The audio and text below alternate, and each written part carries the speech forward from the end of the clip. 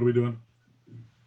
We're just waiting till I see that it's live, and now I see that it's live. So, hello, it's Sir Rithkin, and I'm here with Duke Albrecht from Avacal and my special guest host, Sir Kelwin from Artemisa.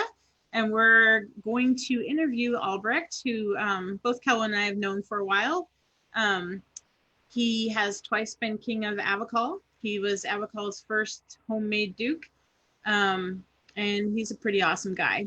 So usually we start these things with your origin story. So if you want to go for it with your origin story, that would be great. Okay, so what are we talking, like how I found out about the SCA? How'd you find the SCA, where, when? Okay, so, well, I guess 1986, I'm over at my friend's place. They got this apartment. There's more people living there than should. And they're talking to me about this hobby they have, which is they're going to dress up in armor. They're going to go fight in these battles. And they're going to kill guys. And they're all excited about it. And I'm like, what is wrong with you guys? What? What? You're going to sword fight with people? What? So they go, okay, you got to see this. So they drag me out in the parking lot, pull a couple suits of armor out of the trunk of a car. And ever since, it's been, oh, I like doing this. This is a lot of fun. And then went on with those guys for a bunch of years. And some of them, most of them drifted off, but one of them stuck around. And that's Raoul out of Mergenwood. He's their Baron right now. And he still plays. And he was one of the guys that was sitting on the couch telling me all about, we're going to go to war, kill guys with swords. So, yeah. That was up in Saskatchewan? It was. Yeah, the Barony of Mergenwood, city of Saskatoon. And that's where I started. So did they take you to a war or a practice or what? We went across the street into this field, put the armor on, and just started going in front of whoever would stop and watch. And yeah, that's kind of how that started. And then right away, I'm like, I'm gonna throw money at this and buy a shield. I'm gonna throw money at things. And then here's my gas money. Let's go somewhere. We went to. At the time, it was a regional war games and tournament to be show who the champion would be. And everybody had a suit of armor except for me. And I sat there and I watched everything happen. I was all sad, and everybody else had to have fun. And I swore to myself from that day forward that I'm never going to not get to do this. I'm going to build my own stuff and go. And yeah. So how long after that first experience did it take before you got your own armor? And we went home and we're building armor within days, and I mean, it wasn't pretty. No, it rattled a lot, and some of the things were hideous looking. I was looking for pictures, but I can't find any of it. There's a couple of videos floating around back in the day. We had this helmet. We called it the USS Nimitz. It was a giant barrel helm, and my head's kind of big, but it was big. And then it had a flat top on it, and it was way up here kind of idea. And so you can land a helicopter on this thing or something. And we wore stuff like that. And yeah, what do you do, right? You just go have fun with it. So how long did it take you to get all your armor together? My own actual suit took a while because it was hard to get helmets back in the day. Really hard. Had everything else that was mine except for a helmet, and the helmet took a couple years, maybe 3, kind of idea. And then finally we were able to put that together, and yeah, but it took a while. Did you put it together yourself? Is that what you're saying? Most of it, yes. I had help with helmets from people that could weld, because at the time I didn't really know how. I was kind of okay at welding, and then some guy named Vic moved into our little shire a 4 years later, and he knew how to weld. And he had a box of patterns, and suddenly we're just churning out armor for everybody. Go to the shop every day and pound steel and stick it together with a welder. So who was teaching you how to fight? Back then, we had a guy whose name was Reeds the Reuter, and he'd been playing for a few years, I guess. And he was from the Netherlands, his family. They immigrated to Canada, and he was in the SCA. And we had a guy, Baron Jeffrey, who he was. and he was a sergeant at a Borealis and a squire to, I don't remember. But those are the two guys that taught us how to fight. It was the basic lessons, and then kind of grew it from there. So they kicked us around 2-3 years, kind of idea, you know how that goes. So did you actually squire to someone after a bit? In '92, I got squired to Sir Edward Ross, and he was at a mountain guard. So it took a few years to do that. So. And how did you hook up with him?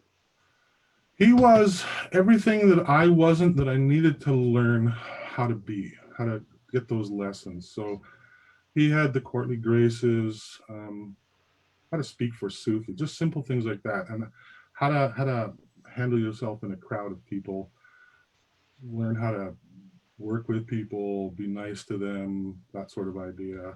He was that guy, and I knew that that's where I wanted to go, because he could help me help myself. So, teach me how to dance, make me do an art project, and these sorts of things. So, how long were you in when you realized that you wanted to take the path to knighthood? I guess seriously, it would have been around, I'd have probably been along 4 years into playing SCA. And then, because as a kid, you're like, I want to be a knight, and playing with your get rap rolls and stuff and that sort of thing. But after a while of being in the SCA and learning something about it, meeting the people in it and all that, I realized that this was something I'd like to try to do. And what changed for you? Like to put me on the path, if you will? Yeah. The people, I took better notice of the people that I was around, how they care so much, and how this can mean so much. And it's not just a game, it's a society of like-minded people who are trying to be their better selves. And I want to try to do that. And at the time that you started playing, Avacal was still part of Ontier, right? It was, yeah. And did you have to travel to Kingdom Core, and how often did you do that, and how long did it take? Started doing that in the 90s, in the early 90s, where we would be road tripping to the coast. And from Saskatoon to Portland is, that's a long way. So it's like 16, 17 hours kind of idea. Actually, that's Seattle sort of idea. Portland's another however many hours it is. Another 3 hours. Yeah, so you can imagine being trapped in some car, driving that far with your insane friends. And it was a great time, don't get me wrong, but yeah, there was a lot of road trips.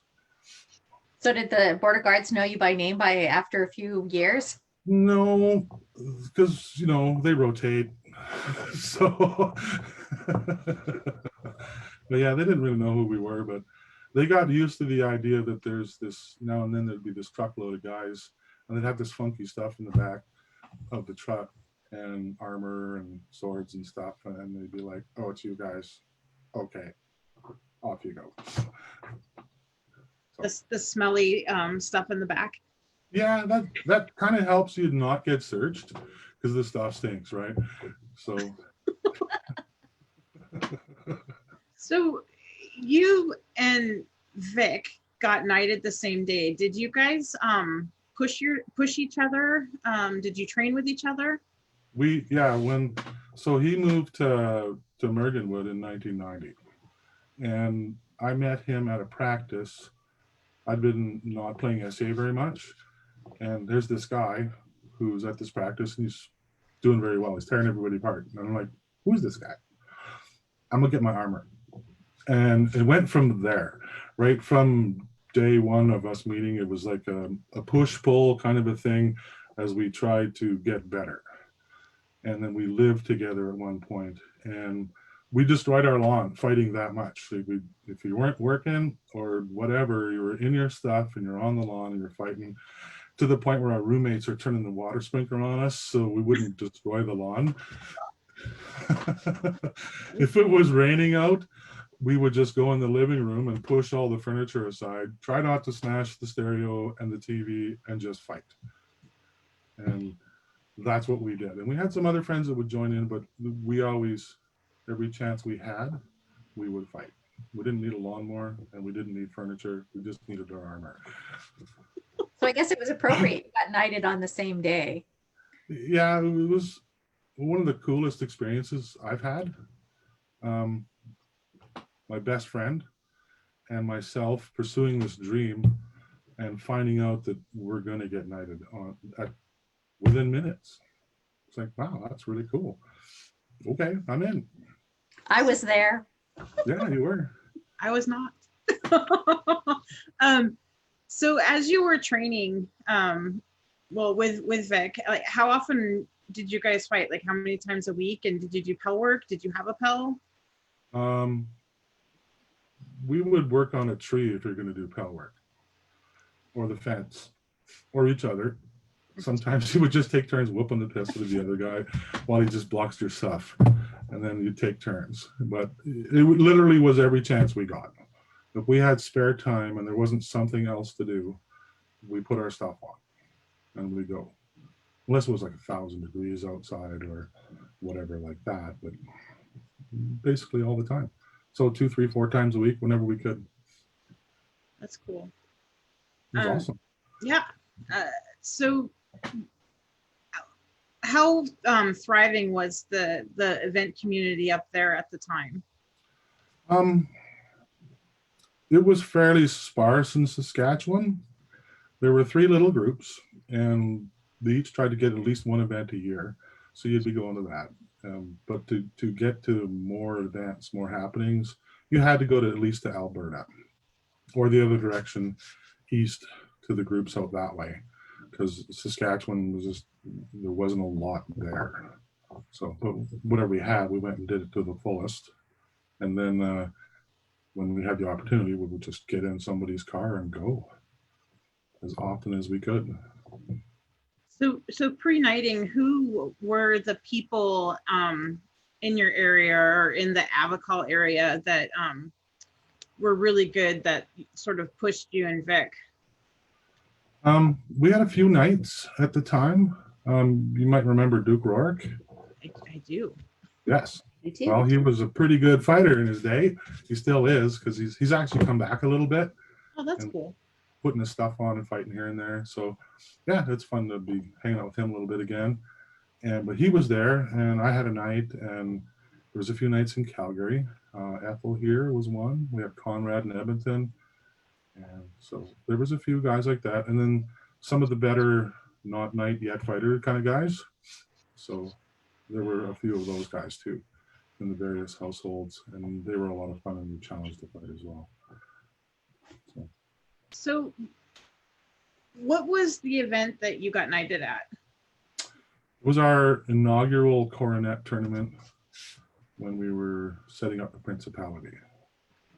Did you have any role in going principality at all? Yes, there was a bunch of people who did. I was one of the people who helped push it forward. Going to the meetings, being active in the community, taking on roles to help provide whatever people needed, basically being there and being part of the setup of it, I guess. Like, I can't say that I was the seneschal or anything like that, but not the big role player, but I was there helping with the things and doing whatever I could. Did you fight in that first coronet list? I did. And was that before or after you got knighted? It was after. So yeah, the focus was a little off, I guess you might say. I'm sure you both had that tournament. Did you get knighted just before the tournament kind of idea, either of you? I did not. I got knighted at a war, and I had 5 months to plan for it. Okay. Yeah, I got knighted, and then they threw your Einar at me. So okay. Yeah. Fun times, eh? Yeah, real fun. Yeah, well, this just happened. Okay, woo! And then it's like, we got to go fight now. I'm busy. I'm not here. we did fairly well though, didn't you? Didn't you make it to the quarter or the semis in that one? Yeah, I think I top 4 or something like that. But this was, I don't know, it was just a fun day because after being knighted, it was like, I don't care what happens. I'm just gonna go do my thing and then have a good time. Did And it you was a very have? good tournament. Oh, go ahead.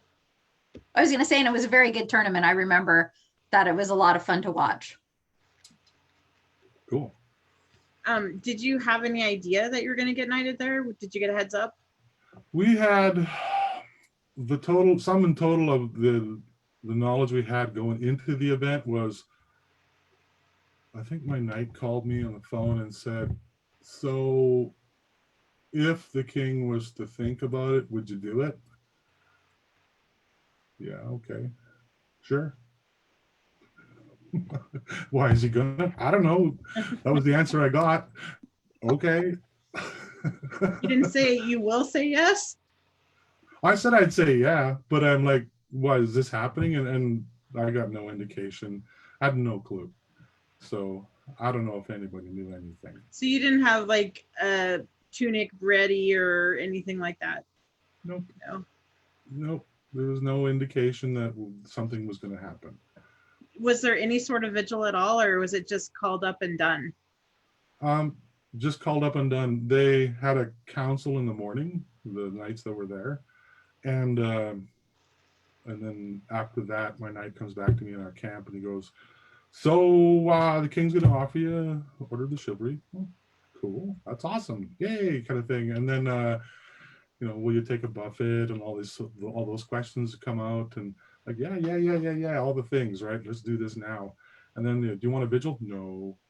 Let's do this now. Did you and Vic coordinate on the no vigil thing? I think he was basically saying the same things I was at the same time. That, no, I don't need a vigil. Do me up. Just do it. Just do me up.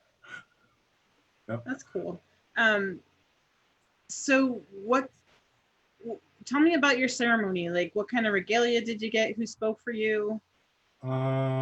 So as it turns out, there was maybe more to it than I thought as pre-planning goes, because my knight's knight was there.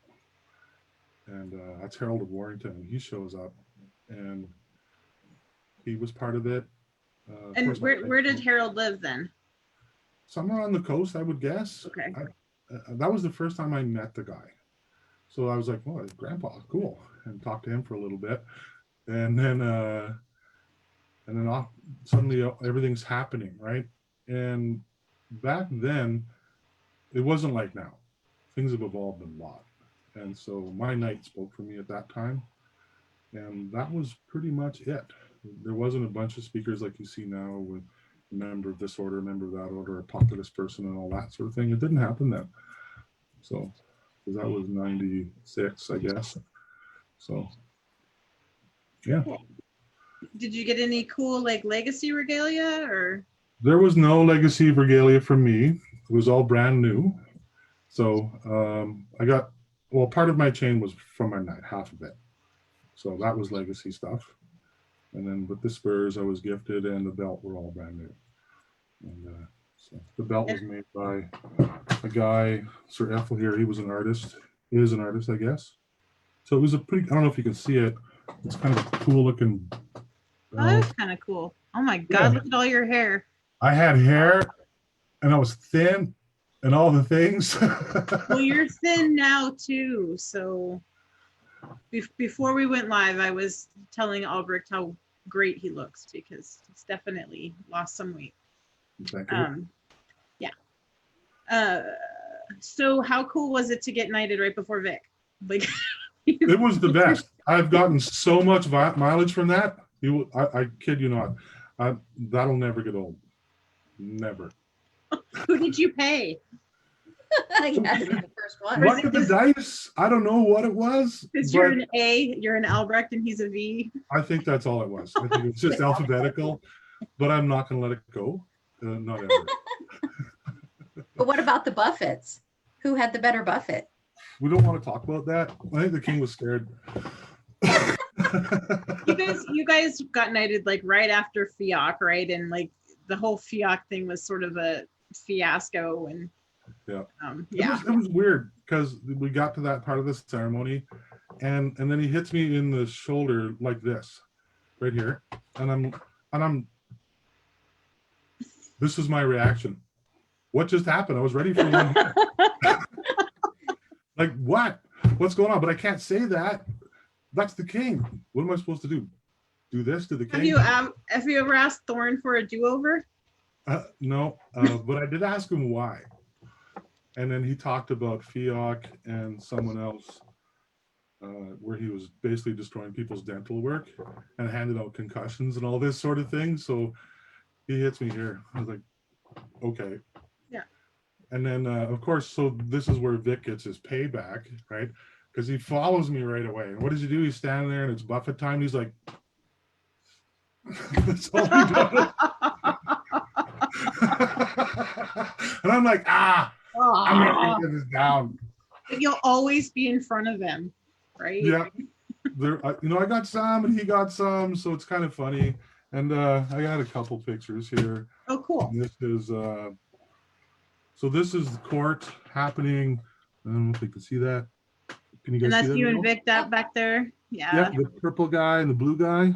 Yep. That's there. And Cool. we're still squires at this point, and we're just kind of talking away in the back of court. Look at all that thick brown hair on both of you. Yep, we had lots of hair. And then this is us afterwards. Oops. Oops. Yep. Be like that. Oh, cool. Yeah, you can see us. We're kind of all happy and celebrating and Yep. having a good time. And then, yeah, That's So- cool. it's kind of like a before or after thing sort of stuff. So, but I wanted to show this picture Okay. of the guy because if you can see it, he's got lots of hair. Yes, he does. That's Vic. That is Vic. Oh my God. Wow. That's a long time ago. And then this is we'll call it, I don't know, 10 years later. Can you see that at all? Yep. The Not hair so is much start- hair anymore. Difference. the hair is starting to leave his head. That's But the Vic I've known. Around the same time though, I still have hair. Yes, you do. Look at that. You kind of look like you're related to Davin in that picture. Well, I've had that before because of the hair. I used to have really cool hair. He still has cool hair, so I'm kind of jealous. But unless it's fallen out finally. I mean, maybe he's lost his hair. I don't know. So have you always been a sword and shield fighter? I have. That's my jam. I've done some spear and have wars like a pike kind of thing once in a while, and I enjoy that a lot because I just kind of shiv guys and talk a lot to them, not so politely, if you know what I'm saying. So I just kind of go like this constantly, and by the time the battle's over, I'm just tired from talking so much and moving my arms. But You guys do have quite the shit talking culture in fighting up there. It's very collegial in a way, in its own way. Is that sort of a result of you and Vic being such good friends, or? I think it has something to do with it because we've always shit talked to each other all the time, and then our friends, they got some of that too. They started to do it, and it's fun stuff. Like you're not cursing at a person, but you're poking away. I'm gonna kill you. I'm gonna kill you. Look out! Here I am, and all that sort of thing. And then your buddy kills them because they're now watching you. Don't be looking at me. I'm just talking a lot. It's good teamwork. Yeah, and it's always, all the shit talking is always very tongue in cheek. Yeah, that's never mean spirited. We have at Winter Wars thing that happens every March, and there's an award for being sneaky. It's called the Chicken Loki. And the year I was running a spear, I got it because I was talking people to death. So It's the chicken Loki. Chicken of Loki. A chicken of Loki. It's like a rubber chicken sometimes. Sometimes it's a stuffed styrofoam chicken with feathers on it, with like lights in it that turn on and things like that. It's just it's a joke thing, right? But it's a lot of fun to have it. You guys like those joke things because you also started the embalmed griffin for the Griffin's Fury we used to have with you as well. Never part of this. I know not of what you speak. No, I doubt that. I don't think you were ever an embalmed griffin though, were you? I never carried it because I was never the guy that led my army into a pit. So that's how There's you a got it. You had story to do some there. kind of What's plunder, the wasn't it? story? Pardon me? There's a story there. What's the story? Well, so we're at Griffin's Fury, Avacal versus Artemisia back in the day. And the champion of Montgard, I believe, leads his troops that he's commanding into this pit. So they wind up going into this depression that's there. And now they're in a hole, and the Artemisians just kind of surround them and kill them because now they're all like 3 feet shorter and a lot easier to kill. And what do you do? So the embalmed griffin was like not for glorious achievement, let's say. No, it was for other things. Kellen, were you there? Yes, I was actually. I didn't miss a Griffin's Fury when we had him. So Fun. So you're a side strapped shield guy, right? Yeah, it's a strap-on heater. Okay. And you've always fought with a strapped heater? That is my favorite thing. I don't fight with it all the time, but yeah, like there's maybe 0.5% of the time I don't use it, kind of idea, because I just like that style. And there it is. What do you like better about the strapped shield than the center mount? I like the greater degree of control I have over my shield. I can't move it, say, as far, but I can control it a lot better when my opponent strikes it. And I know where it's going to be at all times. I don't have to develop a feel for it. I mean, I'm sure you would, but I know that you hit it, you try to manipulate my shield, or I block a shot or whatever. I know exactly where it's going to be. I don't have to make sure I've got it set. That's what I really like about it. So yeah. I can relate. I take all the shit for still having a strapped heater and being a Viking persona, and I don't care. I don't think you should care. I mean, what do you like to use, right? That's what I like. Yeah, I've seen the pictures of your shield. Like a couple of weeks ago, I was looking at your posts. Well, that was a couple of days ago, actually. And the one you have with all the cool art on it, like basically a picture. I'm like, wow, that's really cool. And why wouldn't you use that? Exactly. Yeah. So you got knighted at the first coronet ever. Did you decide that you wanted to be prince at some point and work toward that? I did. Yeah, I felt that I could be a decent prince, and so I figured I'd give that a go, and it happened eventually. So. were you prince twice or 3 times? Just twice. I was Prince 3 and Prince 11. That was my spots in the rotation. And yeah. How did your training change when you decided that that was something you wanted to pursue, if at all? At that time, it didn't change hardly at all. I was still young. I still fought so much. It was, I don't know, I can't do that now. So I was in really good fighting shape, and all the traveling that we were doing, like I put 100,000 kilometers on my car every year. That's like 60,000 miles. And because we're going to events, throw a body in the car, go and do the things, and then come home and then go to work. And then next weekend you do it again and all the things. But you're young, you're feeling it, and you're motivated, and you go. And yeah, it was. I wouldn't trade it. But that was my training routine. I had a job where I used my body and I fought as much as I could, and I would travel to fight and that sort of thing, to fight better fighters, people that could fight better than I could, so I could learn something. And did you guys have a core group of people that just sort of agreed, like, hey, we're going to travel twice a month and we're all going to get in the car and take Monday off or whatever you do? We did. We had to. Because I had moved to Borealis before I was knighted, so that's 5 hours closer to the coast. So it's still 12 hours to get to the coast, and then from there, so you're at Vancouver, Canada, and then you pick where you're going. Am I going to Seattle? Am I going to Portland? Or am I going straight south from Edmonton to Spokane for the big things that happened there? And where am I going? And then there was a crew of us. Yeah, we would get together. You might be stopping in different towns and picking up people, that sort of thing. And one of the guys here, Rourke, had a truck, at one point. It was a big blue 3/4 ton truck, and there'd be as many in the cab you could put, and then maybe there'd be 6 or 7 of us in the box of this thing. And sometimes it was like that. And most of the time it was about 5 or 6. So there'd be 3 in the cab and 3 in the box. Back in the day when you could do that, Right. it wasn't against the rules.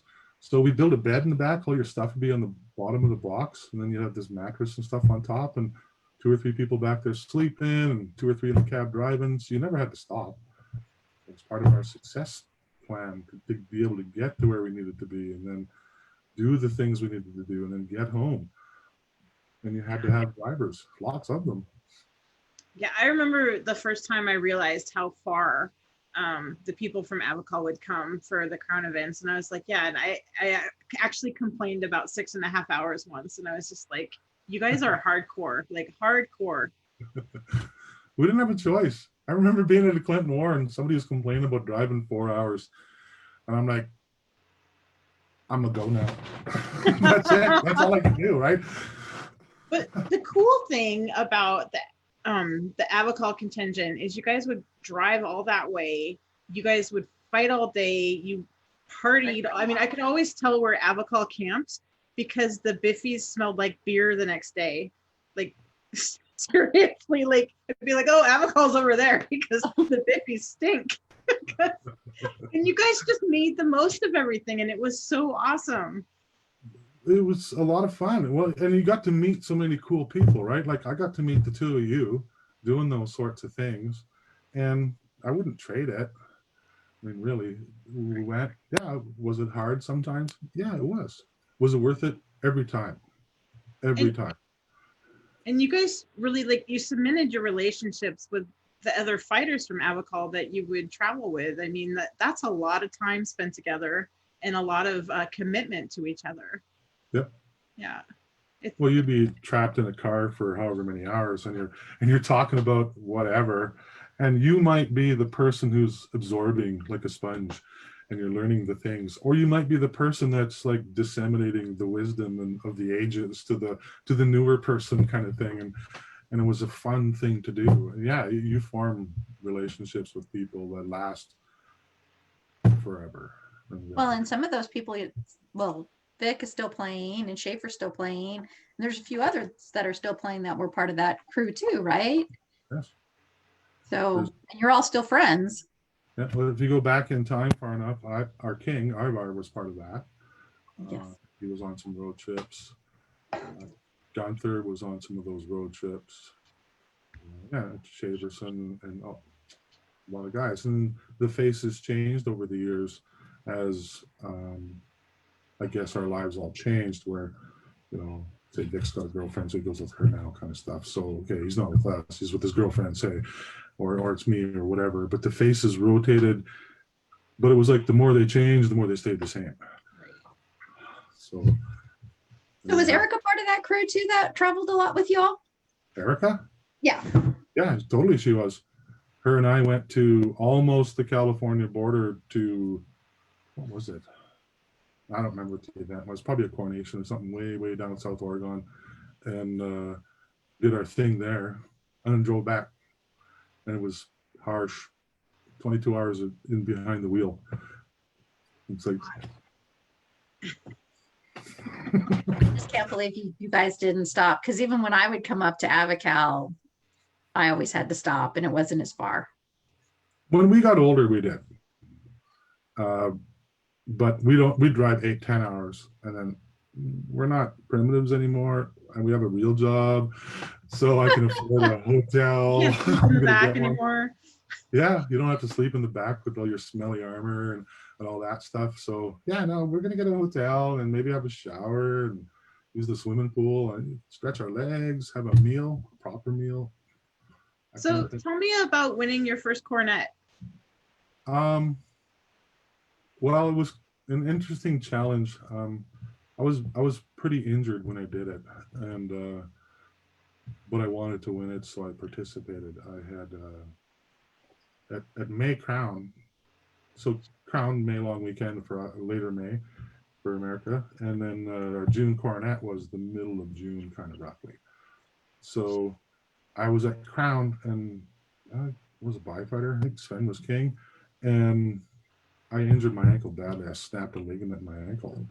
And so I'm like, okay, I'm done fighting.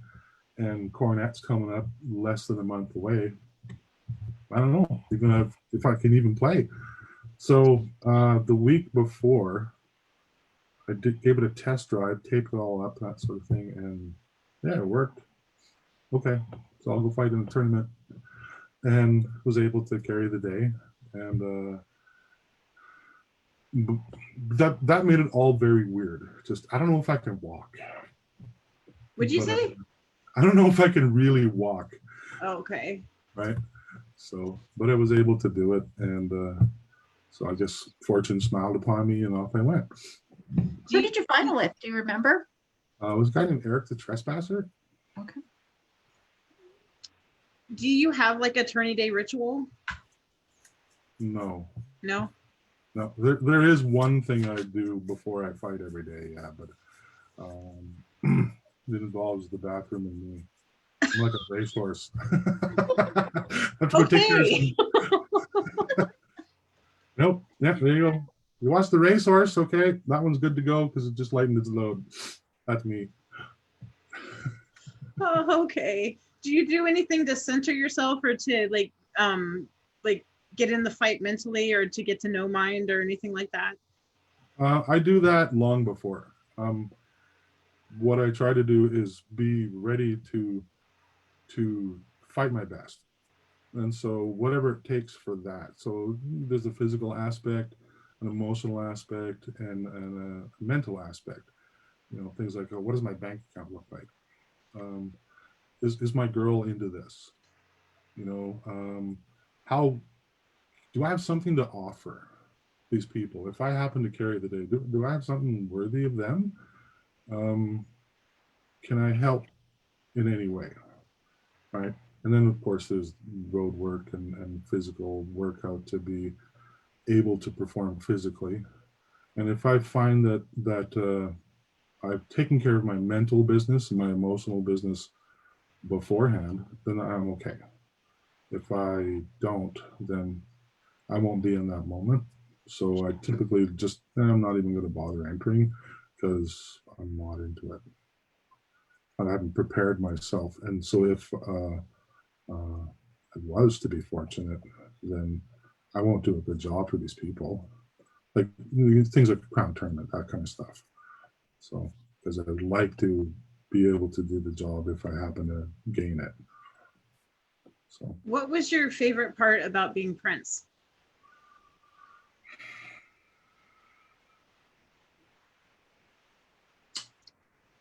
it was, to me, a very good learning experience. It was a way to learn that sort of leadership from being around people that had done the job and were doing the job, and that level of person where, okay, you can tap into their experience at any time.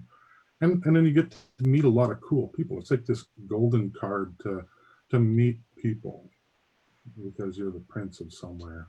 Okay, cool. So you get to go to all the parties, but because you're not the king, you don't have to do much. You just get to hang out and have a couple of cocktails and do your thing. And that's it, right?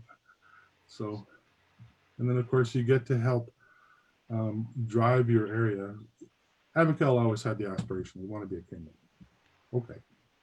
So what are something we can do in the next 6 months to help that process? Okay, well, because I'm the prince, let's take care of that one thing, whatever it is, big or small, and do that.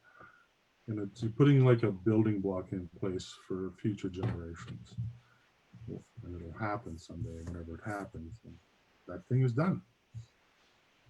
So were you conscious from the beginning then, like, you know, you were the third prince, that you were doing things to build the avacal culture and so that you guys could eventually go kingdom? Yes. Yeah,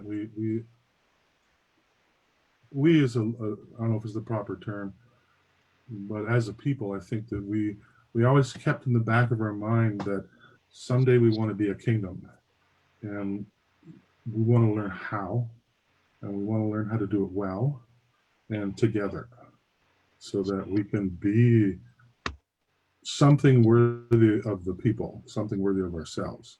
So let's try to build an environment that can grow, that has the opportunity to grow, that has the opportunity to make people feel like they want to be part of this.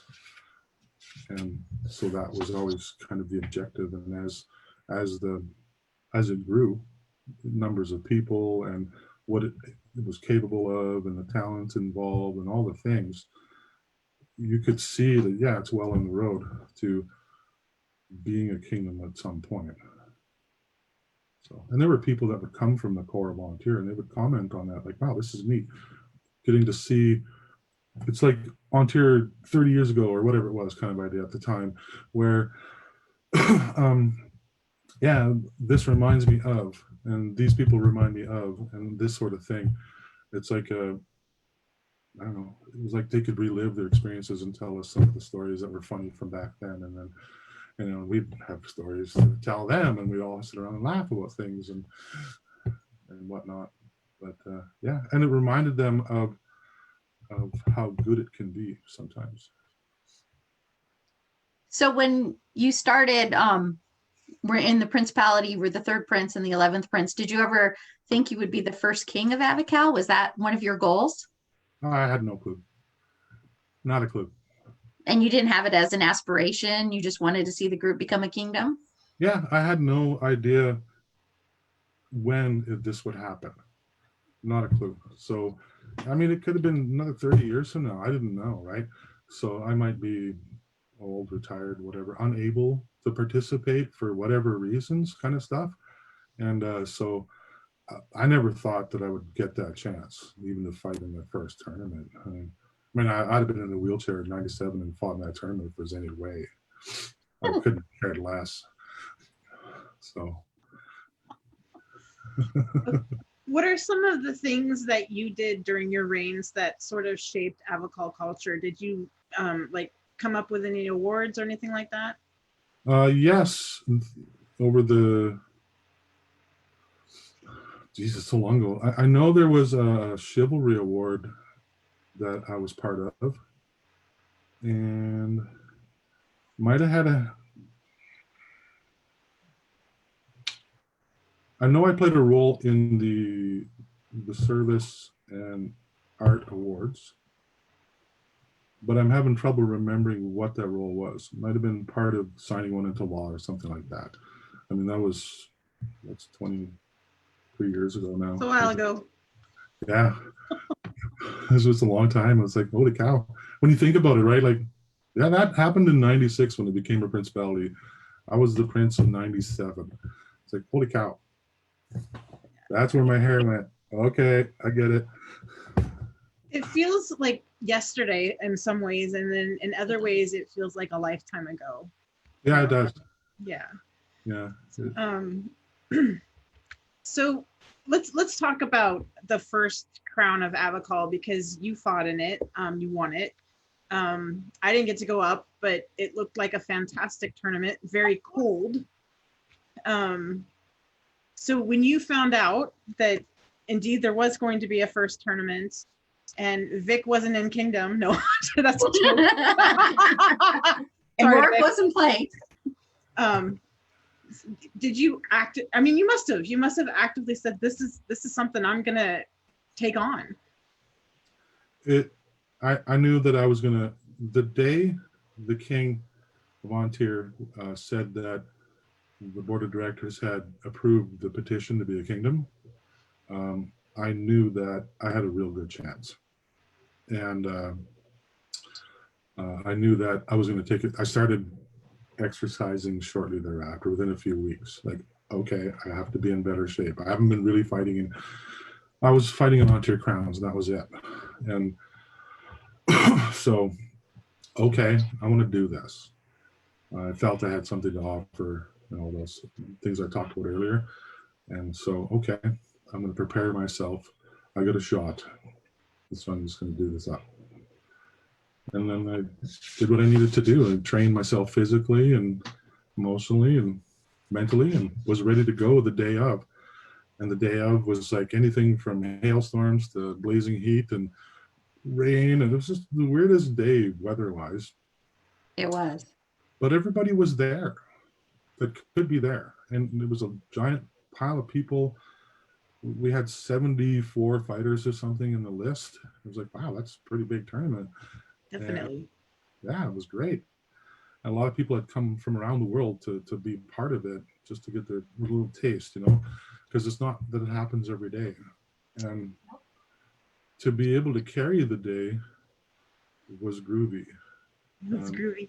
It was totally groovy. Like, I'm going to say this, like my goal was when I believe it was the king says, okay, we're doing this. All right.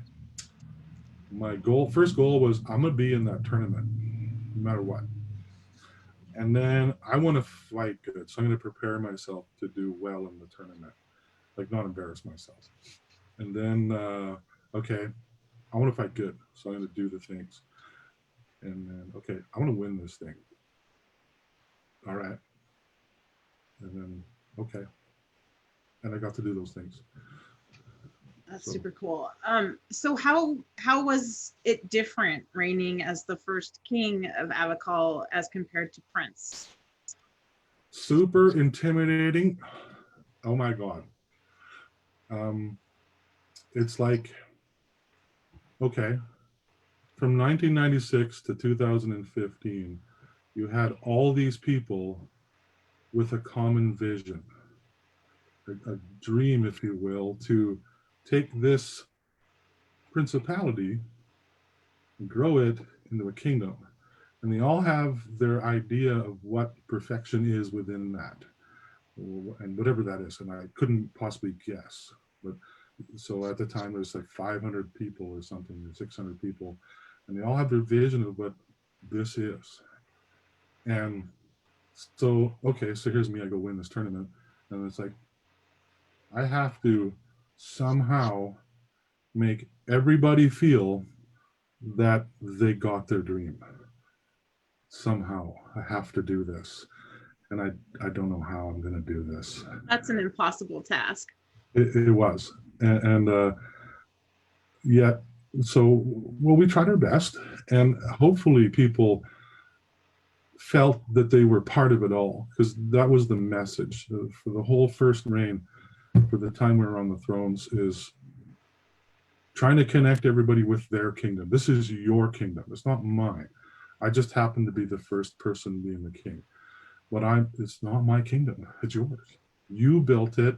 You shaped it. You created it. You did all the work that led to this moment of me taking a hat and going, I'm the king.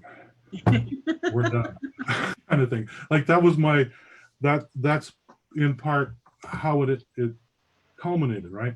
Because the ceremonial we did was I drove the sword of state into the ground, and I swore to the land of Avacal that I would be a good and true king and try to lead these people. And because to me, that's the only place I could swear an oath that would have meaning. I couldn't swear it to a foreign king.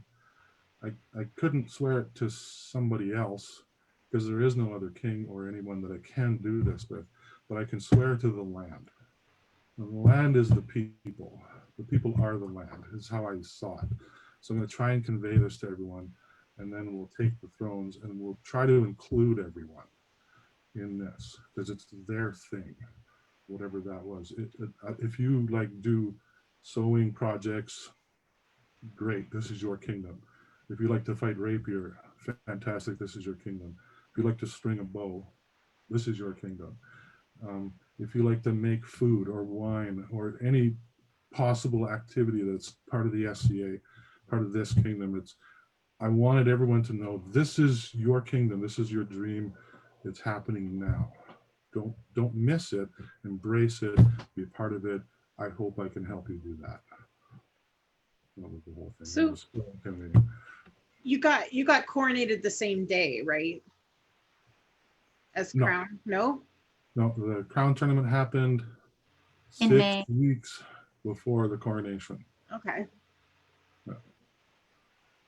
6 or 7, whatever it was, weeks. And in that time, we had to do a lot of paperwork. Oh my God.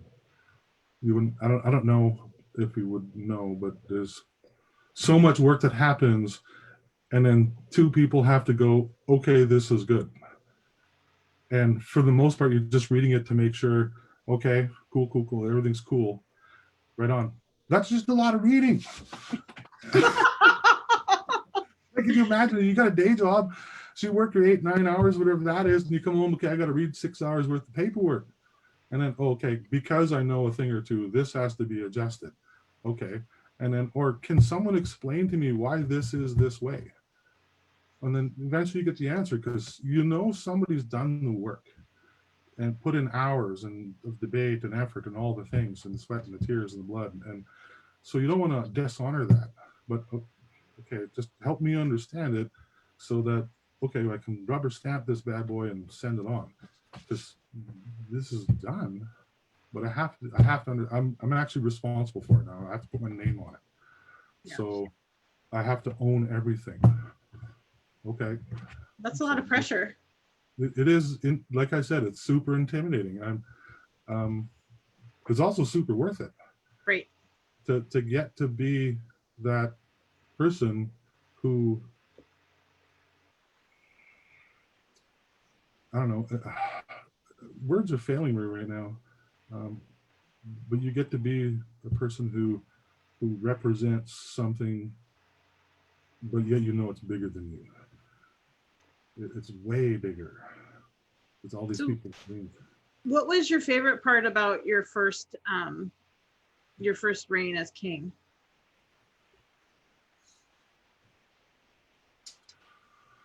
Waving our flag. It was great. We ran around the kingdom as much as we could for the time we were on the throne. There was hardly a weekend we weren't on the road. And we took their kingdom everywhere to them. And then we got to go to, we had a war against Tyre, and to represent these people, not against themselves or in an insular fashion, but we're going to go out and represent avacal somewhere else. And so AP War is the event, and it was wonderful the way the people responded.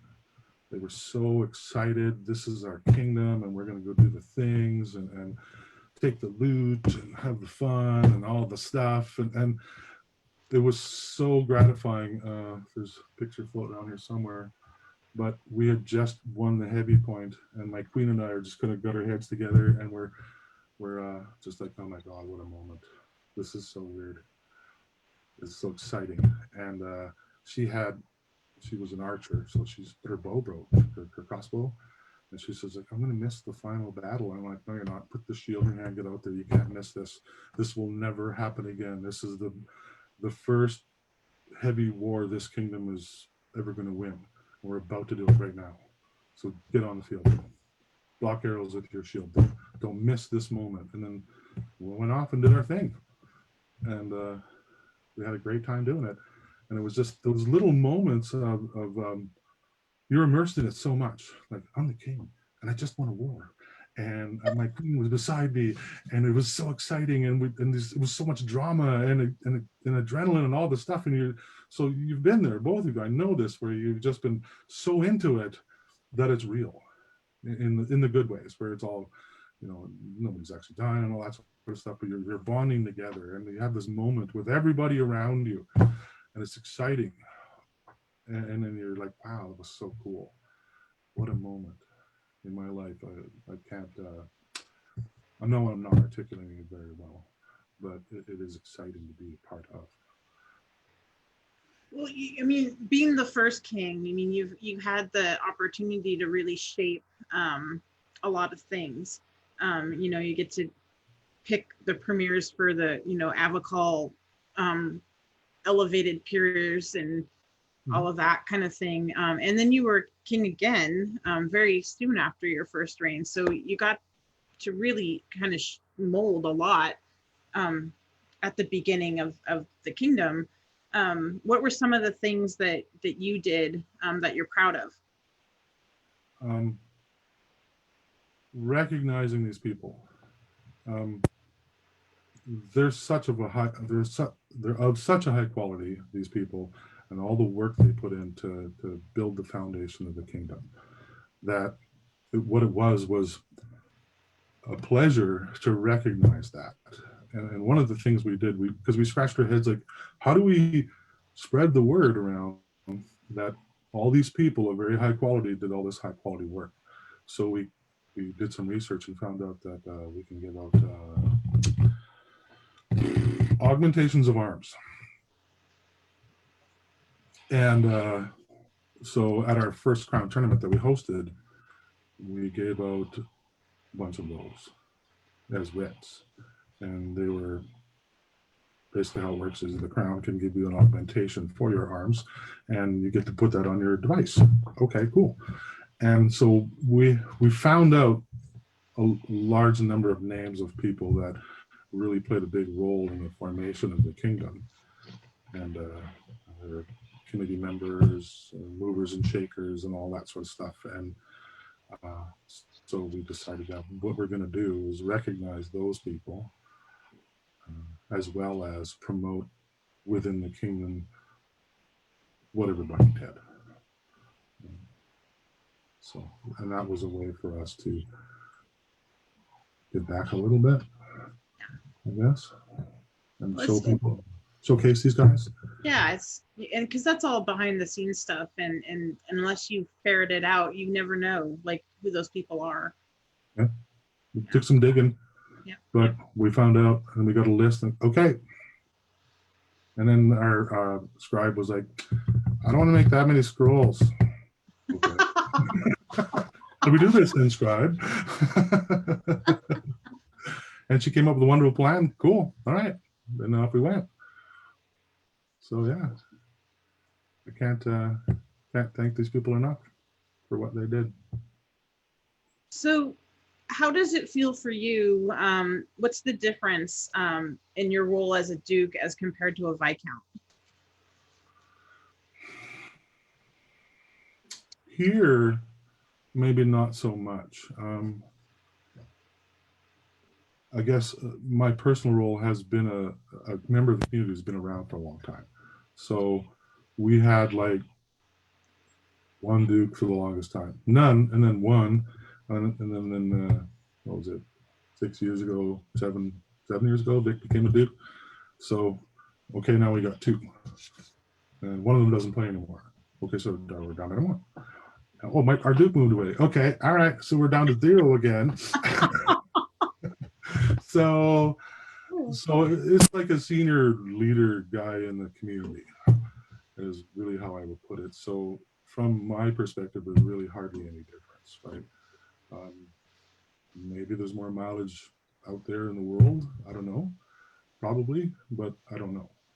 I haven't experienced it because to me, there really hasn't been a change for me. It's a change in title, but my role hasn't changed. I've been around. I know some things. I can share knowledge if people want it. That kind of stuff. I can teach you how to fight if you want. Maybe I know something about how the game, the SCA works or the kingdom works, that sort of stuff. So, do you have any desire to win Crown again? Yes and no. It's right now I took on the role of seneschal, so I'm not doing that for a bit. Maybe in the future, yeah, because it is cool being the king. I'm not gonna lie, it's good to be the king. But when you have something to offer, it's a great position to be in to offer it. If you have something to offer, and maybe something will come along again where I think, okay, I can help this way, and then I'll be motivated to do it again, and then sit the throne one more time. So after all of that paperwork to go kingdom, you decided to go seneschal? Yeah, it's like an oxymoron, I know, but yeah, really, but in the end, it's a way that I can offer something back because I have learned a thing or two over the years, and so I can help, and that's what I want to do. The SCA has been great to me. I've gotten a lot from it. Fun times, good people, experiences, things I got to do that I wouldn't have done without the SCA, and recognition for things and all kinds. It's just been great for me. Maybe I can give somebody something like that. I'll help do stuff, and then because I can give something back. I got a lot. I want to give something back. The friendships alone, like, yeah. Yeah, I mean, we're sitting there talking, and how long have we known each other besides like a while? And we do it. We share a common interest of just swinging sticks at each other's heads, and then we go from there. Great. Great. Yep. Yeah, Yeah, it's been many years. yeah, it has. And so I have a question for you. Do you still have your Star Wars blanket floating around? Does it still travel do. with you? I do. I don't bring it with me anymore because that thing's a collector's item, and people want to steal it. So I'm like, no, I'm leaving that at home. That's why people want to steal it, because it's a collector's item. That thing is from 1977 and it's still in great shape. Probably is a collector's item then. I'm just surprised that somebody hasn't stolen it out from under you, because everybody always talked about your Star Wars blanket. They've tried. And they have failed horribly. Had I known I had the opportunity at one time, I could have stolen it. Yep. No, I still got that bad boy. It's packed away nice now. So how many Squires have you had, and how many of them have been knighted? I have squired 6 people. 2 have gone on to knighthood, and have 1 that is very active still, and then 3 that are not. And I've released 1 along the way, and then 2 that are more or less retired. So, not bad. 40%. I haven't had any knighted yet, so you're doing much better than me. I don't know. You got a long ways to go to talk to one of your squires, one that lives here. That's a long ways. Yep. Yep. How many do you have? I have 2. Yeah. Yeah, and now they're both long distance, which super sucks. But I guess everybody's long distance right now, so Yeah. Working out ways to talk more. This whole Zoom thing has been like a revelation. Like, I can talk to my squire in Edmonton every week, Yeah, and I could have done that before, but we never really thought about it. So it's great. It is great. Yeah. It is. So, all right. Kellen, do you have anything else you want to ask him, or should we look at his sword? There it is. Oh, we got the Star Wars blanket. Woohoo! Nice. That is old school. It is old school. And it's, as you can tell, it's kind of getting worse for wear. It's well loved. It's still loved. Nice. So, Kellen, do you have anything? I don't, not at this time. All right, let's look at your sword. Okay. It's kind of sad. It's had better days. Yeah, that's the first one that's been on here that bends like that. Yeah. So. This is my good sword. It's your good one. It's like a ton of bricks. Good one. So do you just wrap some strapping tape around that and call it good? Yeah. So I create a handle for my hand. It fits my hand and only my right hand. Okay. And the way the trigger sits and all the stuff is just for this and nobody else's. So if anybody else my sword up, it's like they hate it. And I don't know if you can see. Okay. Yeah. Wow. That's quite the. Yeah. Yeah. Yeah. And it only fits my hand. So, and then of course. So there's no stealing that. No. Oh, you can steal it. You just won't like it. Does it have a thrusting tip on it? No thrusting. Tip. Okay. How long is it? It's a 34. 34. And do you like a thick rattan or thin, like a light stick or a heavy stick? I like the 1 1/4-ish, 1 3/8, no more kind of stuff. I like the lighter ones. So they're easier to move and they fit how I like to fight better. So. And do you do anything besides like strapping tape, and is that duct tape? Yeah, it's just strapping tape crisscrossed on up and down it, and then on the tip so it doesn't broom too fast. And then just strips of duct tape, and then tape the basket hilt on, There's a trigger inside there, which well, you can't see because it's black and the cup is black, but maybe you can Is see it the is it a hole on 2-finger or a 1-finger trigger? It's a 2-finger. I put in these 2 fingers. Okay. Really? You're really? Yeah. Well, it varies. Sometimes I do these 2 fingers. Depends on what I want to do. Okay. Right. If it's just standard stuff, I use these 2. I'll stick What's it in. what is the non-standard stuff that you would switch your fingers for? I want the sword to be able to move in my hand more. So That's and I'll be interesting. able to pull it. That's the kind of stuff I live for. You can also pull the sword with this finger on your trigger. So it's weird, Cool. but you can do it. So Excellent. It'll squeeze it up. So when did you break that sword? And who did you break it on? Lots of guys. I guess it would have been this January or something where it just failed on me like that. A catastrophic failure. I usually, truth be told, I mean, one sword lasts one event. That's usually broken. And then I'll just keep taping it for a while to get mileage out of it because it's kind of expensive. But yeah, you go fight once and there'll be, on the tip, there'll be a crack or 2. Great. Right off the hop, and then that's done. Okay, whatever. So it doesn't hit the way you want it to anymore, but whatever. Big tournament's over. I don't care. I'm just gonna go hack around and try not to get beat up too much. All right. You've never had a problem with power. I always heard about if you're going to get hit like a ton of bricks if Albrecht hits you, so watch out. Well, it's a lot of years of learning how to use my body. A lot of years. To the point where it's easy now. And I like teaching people that sort of thing where this is how your body wants to move. So let it move that way. And then after you learn how to let it move that way, then capitalize on it, apply power. And you'll look like you're not trying.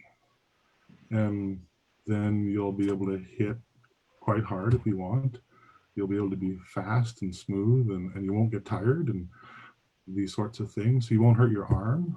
A lot of people hurt their arms because they're trying to apply power with their arm or they're swinging it in a fashion that's not the way your arm wants to move.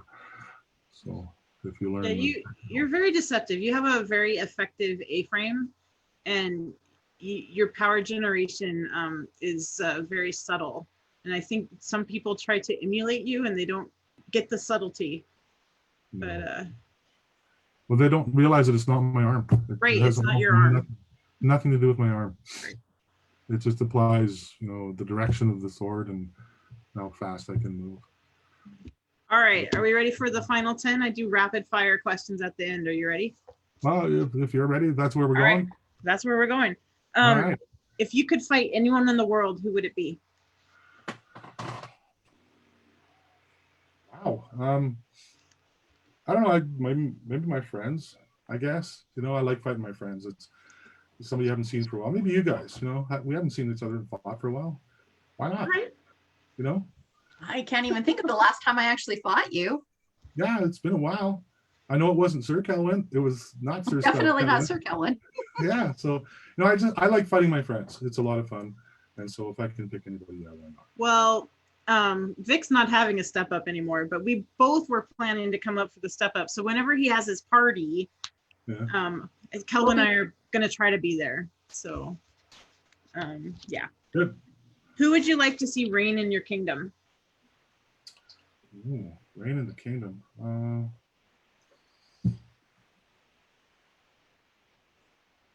There's Ogadai. I want to see that guy be the king. He was a really effective prince, and I would like to see him be king. That's a good answer. I like Ogadai. If you could talk with anyone, if you could talk stick with anyone in the world for an hour, who would it be? Oh wow. Probably Paul. Or just depends on what I want to talk about. Like if I want to talk about the zen of fighting, then okay.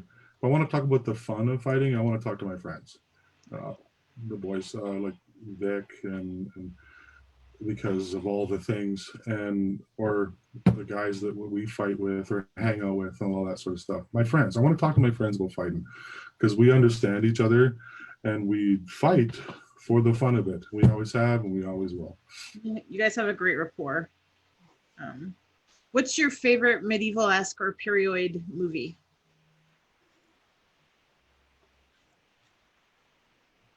I like A Knight's Tale. He's like, comes from nowhere, and he does it all. And he does it with, he's honest about it. He's like, he's not cheating the system or anything like that. He is, but he earns it. You know what I mean? Yep. He's a good dude. And then he goes through all the trouble with the girls and his buddies and all the things. But in the end, he gets recognized for the fact that, yeah, you are a knight. You're what we're looking for. And okay. Cool. Cool. If you could add or change a rule of the list, what would it be? I would make rule number 6 rule number 1. Okay. Don't be a dick. Be like Fight Club, like it's like, you know, the first 4 rules or whatever. What is your favorite tournament format? I like the double elimination tournament. I love it.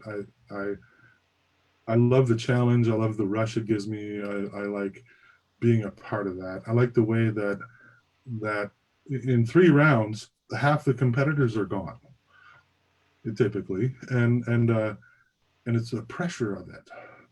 Can you survive in the pressure? Can you thrive in that pressure? Who can do that? And you just start to go through people pretty fast, and yeah, love it. Okay, what's your favorite event? My favorite event, wow.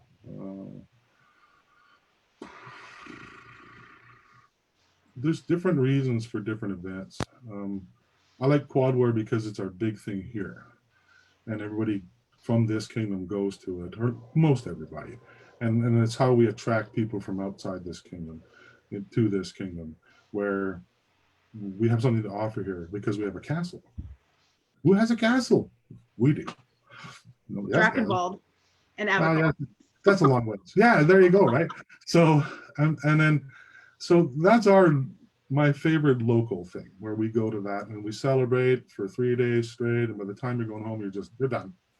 I need a rest. And all the things you get to do. There's tournaments if you like heavy fighting like we do, so there's tournaments and wars and lots to do and lots of people to see and fight. And you could be new because there's a new person tournament. You have to be fighting for less than 2 years, I think it is, to be a part of that. Or you can be in some heavy-duty prize tournament if you want. And then there's all the battles you can possibly deal with. There's that part too.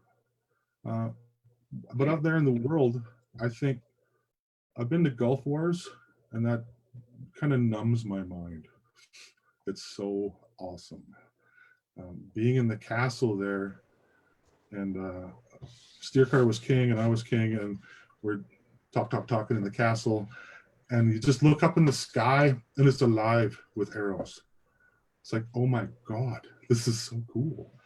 And there's catapults inside the castle shooting out, and there's catapults out there shooting in, and there's, I don't know, a couple thousand people swinging stick at each other, and just, this is so dope. I'm just stoked to be here. And every night there's a celebration of some sorts, and they got a town hall and a church and a place to go to the bar. What an awesome place. It was going to be my first year, your first year too, Kellen? Yep. Yeah, this year, and it got canceled, and we were very bummed. We haven't gone? My first year for Quad War as well. Well, both y'all are going to come up next year, and then maybe we'll all go to Gulf Wars next year as well, because we'll get to play again at some point. All right, if you could have any helmet regardless of cost, what kind would it be?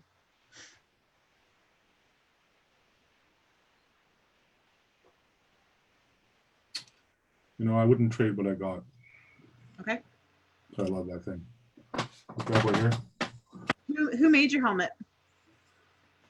Vic made it. Vic made it? Yeah. And it's all me. It fits me perfectly. The weight is perfect. All the things on it are perfect for me. So I'm so comfortable in this helmet. It's 15 years old now, and it has one little dent and no rust. Vic knows how to make a helmet. It's my baby. Yeah, he does. That's cool. It's got the skeleton theme on it. You gonna put some leaves on there? I could if I knew how. I'm sure, you have a friend who might be able to help you out with Vic that. might be able to do it. I don't know. Might. Okay. I don't know if he's watching or not. He's probably sleeping by now. So. All right. It's Saturday morning at Estrella, and several people want to talk to you about last night. What did you do? I probably did something stupid. It probably involved alcohol, my friends, a lot of tall tales. Yeah. And Okay. probably a bunch of laughter. Maybe some drums. I've picked up drumming. All right. There you go. Okay. Who's your favorite fight ever? My favorite fight ever. Wow. Yeah, I'm going to say Big. Vic? Such a fun thing. I don't know how it could not be. If you guys fought each other in the living room, in the backyard, and week after week, day after day, that's kind of special.